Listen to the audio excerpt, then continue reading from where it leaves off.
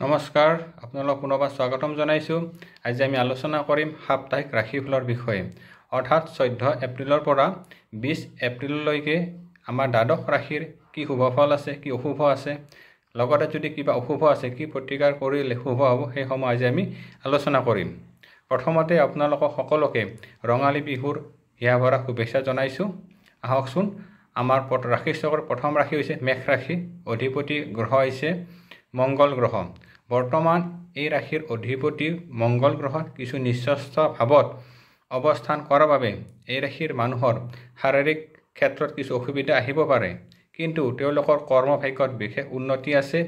এই সপ্তাহত ঘৰত আলহীৰ আগমন, সৰু সুৰা ভ্ৰমণৰ যোগ, নতুন বস্ত্ৰ লাভ, গৃহ লাভ বা যান বাহন লাভৰ সম্ভাৱনা সূচায়।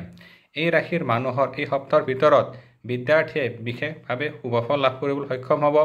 আৰ্থিক দিশত শুভ হ'ব। যিসকল ব্যক্তিয়ে ব্যৱসায় বাণিজ্য চিন্তা চৰ্চা কৰি আছে, ব্যৱসায় বাণিজ্যত তেওঁলোকে সফলতা লাভ কৰিবলৈ সক্ষম হ'ব। গতিকে এই ৰাশিৰ মানুহৰ এই সপ্তাহটো খুব ভালদৰে পাৰ হ'ব। বিশেষভাৱে স্বাস্থ্যৰ অকণমান যত্নৰ আৱশ্যক হ'ব। শুভ শান্তিৰ বাবে সদায় শিৱ মন্দিৰত ধূপ চাকি জ্বলাব।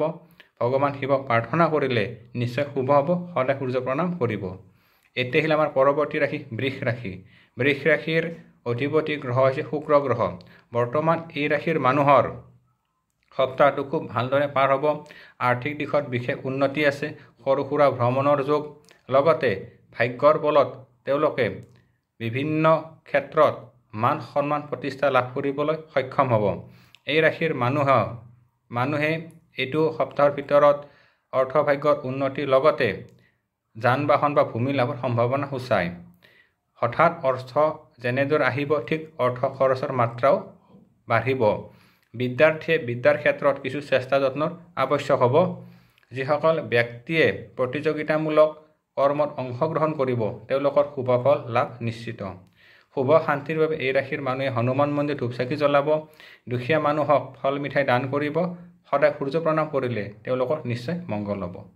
এতিয়া হ'ল আমাৰ পৰৱৰ্তী ৰাশি মিথুন ৰাশি। অধিপতি গ্ৰহ হৈছে বুধ গ্ৰহ। এই ৰাশিৰ এই সপ্তাহটোত বিশেষভাৱে তেওঁলোকে কৰ্মৰ ক্ষেত্ৰত কিছু অসুবিধা পাব। ওপৰৱালাৰ পৰা কিছু অসুবিধাৰ সন্মুখীন হ'ব পাৰে। ঘৰুৱা ক্ষেত্ৰত বিশেষ উন্নতি, আৰ্থিক দিশত শুভফল লাভৰ নিৰ্দেশ কৰে, কিন্তু ভাতৃস্থানীয় ব্যক্তিৰ স্বাস্থ্যহানিৰ নিৰ্দেশ কৰে। লগতে এই ৰাশিৰ মানুহৰ সমাজত মান সন্মান প্ৰতিষ্ঠা লাভৰ যোগ দেখুৱায়। এই ৰাশিৰ মানুহৰ ভ্ৰমণৰ ক্ষেত্ৰত যদিও শুভ, কিন্তু বিশেষ সতৰ্কতা অৱলম্বন কৰাটো উচিত। শুভ শান্তিৰ বাবে গণেশ মন্দিৰত ধূপ চাকি জ্বলাব। সদায় সূৰ্য প্ৰণাম কৰিব। আৰু সৰু ল'ৰা ছোৱালীক যদি ফল বা মিঠাই দান কৰিব পাৰে, তেওঁলোকৰ বিশেষ উন্নতি হ'ব।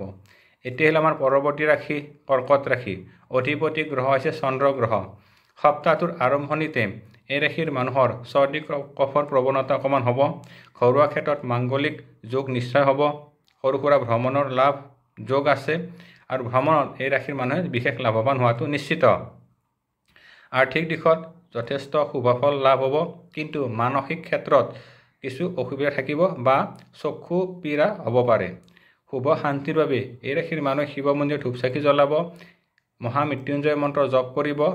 লগতে সম্ভৱ হ'লে শিৱলিংগত চাউল আৰু তিল অৰ্পণ কৰিব, আৰু গংগাজল কেঁচা গাখীৰ অৰ্পণ কৰিলে ভাগ্যৰ উন্নতি হ'ব, স্বাস্থ্য উন্নতি হ'ব। সদায় সূৰ্য প্ৰণাম কৰিব। এতিয়া আহিল আমাৰ পৰৱৰ্তী ৰাশি সিংহ ৰাশি। সিংহ ৰাশিৰ অধিপতি গ্ৰহ হৈছে ৰবি গ্ৰহ। এই ৰাশিৰ মানুহৰ ৰবি গ্ৰহ বৰ্তমান মেষ ৰাশিত, অৰ্থাৎ এই ৰাশিৰ মানুহৰ নৱম ভাৱত ৰবি অৱস্থান কৰাৰ বাবে এই মাহটো তেওঁলোকে ভাগ্যৰ ক্ষেত্ৰত বিশেষ উন্নতি লাভ কৰিবলৈ সক্ষম হ'ব। ৰোগ আৰোগ্য, চাকৰি বা কৰ্মক্ষেত্ৰত বিশেষ উন্নতি, লগতে ব্যৱসায় বাণিজ্যত উন্নতি হ'ব। দূৰ ভ্ৰমণৰ যোগ, আৰ্থিক দিশত বিশেষ শুভফল লাভ কৰিবলৈ সক্ষম হ'ব, কিন্তু মাতৃস্থানীয় ব্যক্তিৰ স্বাস্থ্যহানিৰ নিৰ্দেশ কৰে। গতিকে সেই দিশত অকণমান যত্ন ল'ব। এই ৰাশিৰ মানুহৰ শুভ শান্তিৰ বাবে বিষ্ণু মন্দিৰত ধূপ চাকি জ্বলাব, আৰু ভগৱান বিষ্ণুৰ ওচৰত হালধীয়া ফুল, তুলসী পাত, লগতে সম্ভৱ হ'লে মৌ অৰ্পণ কৰিব। তেতিয়াহ'লে ভাগ্যৰ বিশেষ উন্নতি হ'ব। আৰু দুখীয়া মানুহক বা গাই গৰুক যদি ফল দিব পাৰে, তেতিয়াহ'লে বিশেষ শুভ হয়। ধাৰণীয় ৰং আহিব হালধীয়া ৰং। এতিয়া আহিলে আমাৰ পৰৱৰ্তী ৰাশি কন্যা ৰাশি। কন্যা ৰাশিৰ অধিপতি গ্ৰহ বৰ্তমান নিচস্থ ভাৱত অৱস্থান কৰাৰ বাবে স্বাস্থ্য হানিৰ কিছু নিৰ্দেশ কৰে। সপ্তাহটোৰ আৰম্ভণিতে এই ৰাশিৰ মানুহৰ কৰ্মভাগ্যৰ বিশেষ উন্নতি, গৃহলাভ, ভূমি লাভ, লগতে যান বাহনৰ বিশেষ শুভফল লাভ হ'ব। দূৰ ভ্ৰমণৰ যোগাযোগ দেখুৱায়। লগতে এই ৰাশিৰ মানুহৰ সম্পত্তিৰ যোগ লাভৰ সম্ভাৱনা সূচায়। শুভ শান্তিৰ বাবে এই ৰাশিৰ মানুহে যদি শিৱ মন্দিৰত ধূপ চাকি জ্বলাই বিশেষ উন্নতি হ'ব। সদায় সূৰ্য প্ৰণাম কৰিব আৰু সেউজীয়া ৰং ধাৰণ কৰিলে তেওঁলোকৰ স্বাস্থ্যৰ উন্নতি হ'ব। এতিয়া হ'ল আমাৰ পৰৱৰ্তী ৰাশি তুলা ৰাশি। অধিপতি গ্ৰহ হৈছে শুক্ৰ গ্ৰহ। এই ৰাশিৰ মানুহৰ এই সপ্তাহটোত তেওঁলোকৰ খুব কৰ্মব্যস্ততাৰ মাজেৰে পাৰ হ'ব।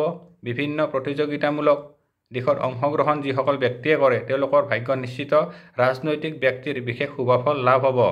কিন্তু এই ৰাশিৰ মানুহৰ স্বাস্থ্য হানিৰ নিৰ্দেশ কৰে। গতিকে ব্যস্ততাৰ মাজতে নিজৰ স্বাস্থ্যৰ যত্ন ল'ব। ঘৰুৱা ক্ষেত্ৰত বিশেষ উন্নতি হ'ব। ধন সম্পত্তিৰ যোগ দেখুৱায় আৰু নতুন দ্ৰব্য নতুন বস্ত্ৰ লাভৰ সম্ভাৱনাটো সূচায়।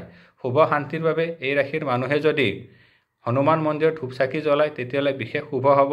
লগতে সদায় সূৰ্য প্ৰণাম কৰিব আৰু সেউজীয়া আৰু ৰঙা ৰং ধাৰণ কৰিলে ভাগ্য আৰু স্বাস্থ্যৰ উন্নতি হ'ব।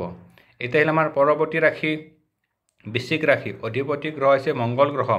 এই ৰাশিৰ মানুহৰ এই সপ্তাহটোত তেওঁলোকে খুব ব্যস্ততাপূৰ্ণভাৱে পাৰ হ'ব। লগতে সৰু সুৰা ভ্ৰমণৰ যোগ দেখুৱাই কৰ্মভাগ্যৰ বিশেষ উন্নতি, মানুহৰ পৰা মান সন্মান প্ৰতিষ্ঠা লাভৰ সংযোগ দেখুৱাই সমাজত বিশেষ নাম থাকিব। কিন্তু এই ৰাশিৰ মানুহৰ স্বাস্থ্যৰ দিশত বিশেষ যত্নৰ আৱশ্যক হ'ব। হঠাৎ অৰ্থ আহিব আৰু অৰ্থ ক্ষতিৰ সম্ভাৱনা দেখুৱায়। নতুন গৃহ যান বাহনৰ বা ভূমি লাভৰ সংযোগ দেখুৱায়। শুভ শান্তিৰ বাবে এই ৰাশিৰ মানুহে সদায় সূৰ্য প্ৰণাম কৰিব আৰু হনুমান মন্দিৰত ধূপ চাকি জ্বলালে বিশেষ উন্নতি হ'ব। এতিয়া হ'ল আমাৰ পৰৱৰ্তী ৰাশি ধনু ৰাশি। ধনু ৰাশিৰ মানুহৰ অধিপতি গ্ৰহ হৈছে বৃহস্পতি গ্ৰহ। এই ৰাশিৰ মানুহৰ এই সপ্তাহত বিশেষ উন্নতি আছে। ঘৰুৱা ক্ষেত্ৰত তেওঁলোকৰ মাংগলিক কৰ্ম নিশ্চয় হ'ব। সৰু সুৰা ভ্ৰমণৰ যোগ হ'ব। যিসকল ব্যক্তিয়ে ব্যৱসায় বাণিজ্যৰ লগত লাগি আছে তেওঁলোকৰ বিজনেছত বহুত উন্নতি হ'ব। নতুন দ্ৰব্য লাভ লগতে ভূমি সম্পত্তিৰ যোগ দেখুৱায়। কিন্তু বিদ্যাৰ্থীয়ে বিদ্যাৰ ক্ষেত্ৰত বিশেষ চেষ্টা যত্নৰ আৱশ্যক হ'ব। চঞ্চল মনৰ বাবে তেওঁলোকে কিছুমান প্ৰতিযোগিতামূলক কামত অকণমান ব্যৰ্থতা হ'ব পাৰে। গতিকে তেওঁলোকে মনোযোগ দি আগবাঢ়িলে সফলতা নিশ্চয় হ'ব। শুভ শান্তিৰ বাবে হালধীয়া আৰু নীলা ৰং ধাৰণ কৰিব আৰু সূৰ্য প্ৰণাম কৰিব। সম্ভৱ হ'লে গণেশ মন্দিৰত নিশ্চয় ধূপ চাকি জ্বলাব। এতিয়া আমাৰ পৰৱৰ্তী ৰাশি মকৰ ৰাশি। অধিপতি গ্ৰহ হৈছে শনি গ্ৰহ। এই সপ্তাহত এই ৰাশিৰ মানুহৰ বিবাহ প্ৰাৰ্থীৰ বাবে সময়খিনি বিশেষ শুভ সময় আহিছে। লগতে দূৰ যাত্ৰা বা যান বাহনৰ সংযোগ লাভ হ'ব। ভ্ৰমণ যদিও শুভ হ'ব কিন্তু ভ্ৰমণত স্বাস্থ্যহানিৰ যোগ দেখুৱায়। গতিকে কিছু সাৱধান থকাটো উচিত। বিদ্যাৰ্থীয়ে বিদ্যাৰ ক্ষেত্ৰত শুভ হ'ব। নতুন দ্ৰব্য লাভৰ সংযোগ দেখুৱায়। এতিয়া হ'ল আমাৰ পৰৱৰ্তী ৰাশি কুম্ভ ৰাশি। অধিপতি গ্ৰহ হৈছে শনি গ্ৰহ। এই ৰাশিৰ মানুহৰ এই সপ্তাহৰ ভিতৰত তেওঁলোকৰ বিদ্যাৰ ক্ষেত্ৰত বিশেষ শুভফল লাভ হ'ব। প্ৰতিযোগিতামূলক কৰ্মত তেওঁলোকে সন্মান লাভৰ সংযোগ দেখুৱায়। যিসকল ব্যৱসায় আছে তেওঁলোকৰ ব্যৱসায়ত বিশেষ উন্নতি হ'ব। ৰাজনৈতিক ব্যক্তিৰ বিশেষ শুভ সময় আৰম্ভ হৈছে। বিদ্যাৰ্থীয়ে বিদ্যাৰ ক্ষেত্ৰত কিছু চেষ্টা যত্নৰ আৱশ্যক হ'ব। শুভ শান্তিৰ বাবে এই ৰাশিৰ মানুহে হনুমান মন্দিৰত ধূপ চাকি জ্বলাব আৰু শনিবাৰলৈ যদি দুখীয়া মানুহক ফল মিঠাই আৰু কলা ছাতি দান কৰিব পাৰে তেওঁলোকৰ ভাগ্য উন্নতি নিশ্চিত। শুভ শান্তিৰ বাবে সদায় সূৰ্য প্ৰণাম কৰিব। ধাৰণীয় ৰং হ'ব সেউজীয়া আৰু হালধীয়া ৰং। এতিয়া পৰৱৰ্তী আৰু অন্তিম ৰাশি হৈছে মীন ৰাশি। মীন ৰাশিৰ মানুহৰ অধিপতি গ্ৰহ হৈছে দেৱগুৰু বৃহস্পতি। বৰ্তমান এই সপ্তাহত এই ৰাশিৰ মানুহৰ কৰ্ম ভাগ্যত বিশেষ উন্নতি আছে। কৰ্মত তেওঁলোকে সফলতা লাভ কৰিবলৈ সক্ষম হ'ব। ব্যৱসায় বাণিজ্যত বিশেষ উন্নতি আছে। কিন্তু মানসিক ক্ষেত্ৰত কিছু অসুবিধা পাব পাৰে বা কাৰোবাৰ পৰা কিছু কটু বচনো পাব পাৰে। গতিকে প্ৰণয় ভংগৰ যুগ অকণমান দেখুৱাই আছে। গতিকে মানুহৰ লগত সৎভাৱে আগবাঢ়িলে উন্নতি হ'ব। ৰাজনৈতিক ব্যক্তিৰ বিশেষ শুভফল লাভ আছে। যিসকল ব্যক্তিয়ে নতুন কৰ্ম বা নতুন ব্যৱসায় বাণিজ্যৰ কাৰণে চিন্তা চৰ্চা কৰি আছে এই বহাগ মাহৰ পৰা তেওঁলোকৰ ভাগ্যৰ বিশেষ পৰিৱৰ্তন হ'ব, আৰ্থিক দিশত উন্নতি হ'ব, স্বাস্থ্যৰ পূৰ্বৰ তুলনাত যথেষ্ট উন্নতিৰ যোগ। শুভ শান্তিৰ বাবে সদায় সূৰ্য প্ৰণাম কৰিব। শিৱ মন্দিৰত ধূপ চাকি জ্বলাই ভগৱান শিৱৰ ওচৰত ফল মিঠাই অৰ্পণ কৰিব আৰু গংগা জল আৰু যদি কেঁচা গাখীৰ শিৱলিংগত ঢালিব পাৰে আৰু মহামৃত্যুঞ্জয় মন্ত্ৰ জপ কৰিলে সকলো বাধা দূৰ হ'ব।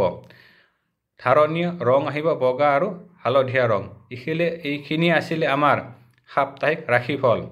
আজিলৈ ইমানে। পৰৱৰ্তী সময়ত পুনৰ লগ পাম। ধন্যবাদ। ওম নমঃ শিৱায়।